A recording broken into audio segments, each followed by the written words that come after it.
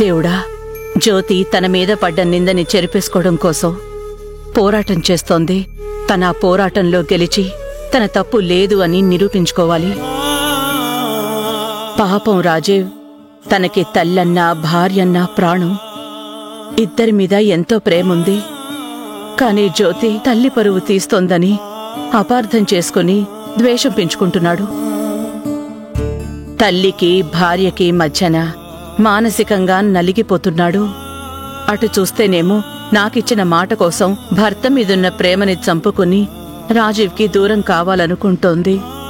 ఆలోపే ఇంత పెద్ద నింద పడింది. ఎటువంటి కల్మషం లేని ఆ మంచి మనసుకి ఇన్ని కష్టాలేంటి స్వామి? ఒక ఆడపిల్ల ఇన్ని బాధలు ఎలా తట్టుకోగలదు? జ్యోతి ఆత్మగౌరవం కోసం నింద తొలగించుకోమని నేనే చెప్పాను. జ్యోతి ఉంటే నా కన్న కూతురు బాధపడుతుంది. జ్యోతి ఇంటి నుంచి వెళ్ళిపోతే తన జీవితమే నాశనమవుతుంది. జ్యోతి కష్టాలు గట్టెక్కించి తను బాగుండేలా నువ్వే చూడాలి స్వామి.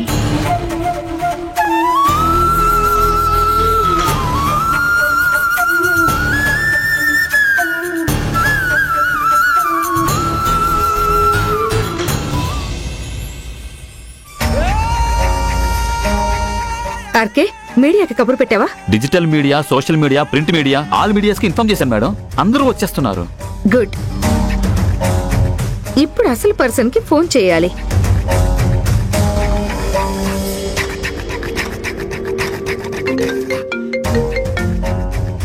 గుడ్ మార్నింగ్ నీలాంబరి గారు.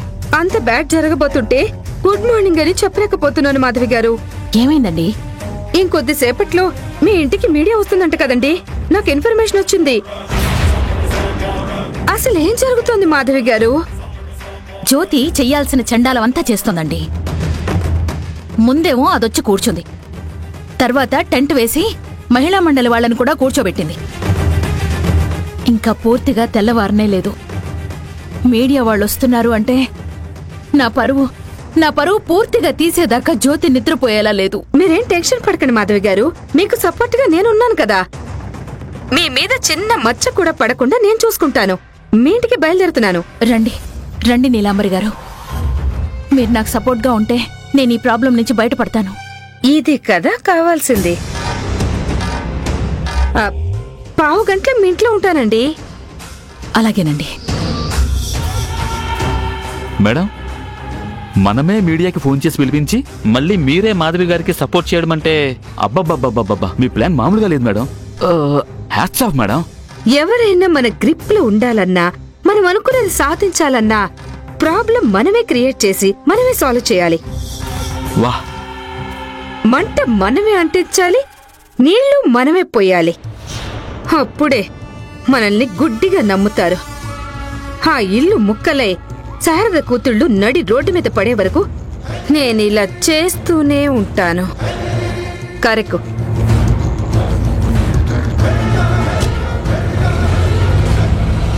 జ్యోతికి న్యాయం జరగాలి. జ్యోతికి న్యాయం జరగాలి. జ్యోతికి న్యాయం జరగాలి. జ్యోతికి న్యాయం జరగాలి. జ్యోతికి న్యాయం జరగాలి.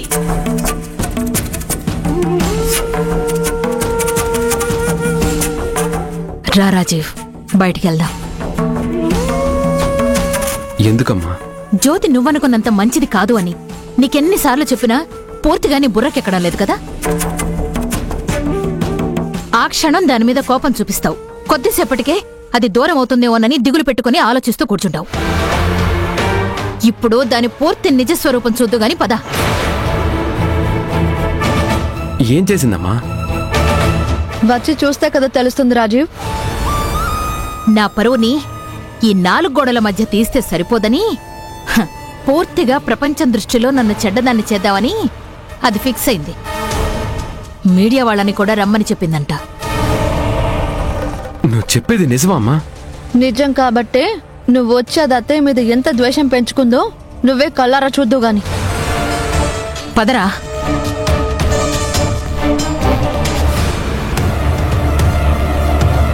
మీ అత్తగారు మిమ్మల్ని టార్చర్ పెడుతున్నారని పోరాటం చేస్తున్న మాట నిజమేనా? అలాంటిదేమీ లేదు. మీ భర్త మిమ్మల్ని సరిగ్గా చూసుకోవడం లేదా? ఆయన దేవుడు, నేనంటే ప్రాణం. కట్నం గురించి గాని మరింక దేని గురించి గాని మీ అత్తగారు మిమ్మల్ని వేధిస్తున్నారా? మీ పోరాటం దేని మీద, ఎవరి మీద చెప్పండి మేడం. చూడండి, ఇది మా ఫ్యామిలీకి సంబంధించిన విషయం. దయచేసి దీన్ని ఇష్యూ చేయకండి. మేము పర్సనల్గా మాట్లాడుకుని పరిష్కారం చేసుకుంటాం. అది పర్సనల్ అవదు, పబ్లిక్ అవుతుంది.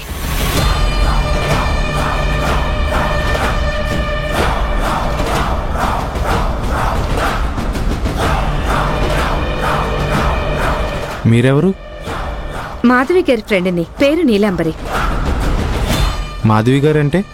ఈవిడే పోరాటం చేస్తున్న జ్యోతి అత్తగారు. ఎందుకండి మీ కోడలు ఇలా ఇంటి ముందు టెంట్ వేసుకొని మహిళా సంఘాలతో కలిసి ధర్నా చేస్తున్నారు? మీరు తనని సరిగ్గా చూసుకోలేదా? అలా అని ఈ అమ్మాయి మీతో చెప్పిందా? లేదు, కానీ ఇంట్లో నుంచి రోడ్డు మీదకి వచ్చి పోరాటం చేస్తుందంటే ఏదో ఇంట్లో తీరని పెద్ద కష్టమా అయి ఉంటుంది కదా. అదేంటి? తను చేస్తున్న పబ్లిక్ స్టంట్. తను చాలా మంచిది, తన అత్తగారు దుర్మార్గురాలని జనం దగ్గర రాంగ్ గా ప్రూవ్ చేయడానికి ఆడుతున్న డ్రామా. మీరేదో మ్యానిపులేట్ చేస్తున్నారనిపిస్తుంది. ఏ ఆడపిల్ల తనకు తానుగా ఇలా రోడ్డు మీదకి వచ్చి కూర్చొని కాపురాన్ని కష్టాలు పాలు చేసుకోవాలనుకోదు. గట్టిగా ఏదో అన్యాయం జరిగే ఉంటుంది. ఇదిగో ఇలా సపోర్ట్ చేస్తారన్న ధైర్యంతోనే ఆ జ్యోతి పోరాటం చేస్తున్నట్టు బిల్డప్ ఇస్తుంది. అత్తయ్య గారిని శాశ్వతంగా ఇంటి నుంచి పంపించేసి భర్తని పూర్తిగా తన గుప్పిట్లో పెట్టుకోవాలని స్కెచ్ వేసింది. ఆ పాచిక పారకపోయేసరికి ఇదిగో ఈ దారి ఎంచుకుంది. మీరేమంటారు దీని గురించి? నేనేం మాట్లాడదలుచుకోలేదు. విన్నారుగా, మీ కళ్ళారా చూశారుగా. జ్యోతి అనే అమ్మాయి అత్తగారు పెడుతున్న వేధింపులు భరించలేకే తనకి న్యాయం జరగాలని పోరాటం చేస్తుంది. ఈ కాలంలో కూడా కొంతమంది ఆడపిల్లలకి అత్త నుండి టార్చర్ తప్పడం లేదు.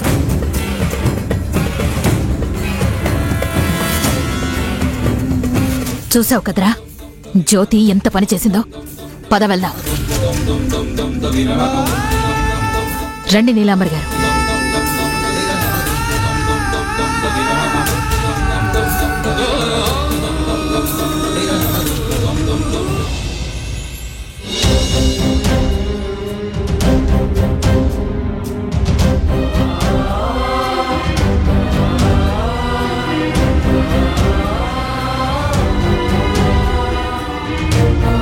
జ్యోతి సమస్య జనాల్లోకి వెళ్ళి అందరికీ తెలిసింది. జ్యోతిని అర్థం చేసుకోమని రాజీవ్కి నచ్చజెప్పాలి. వింటాడో లేదో.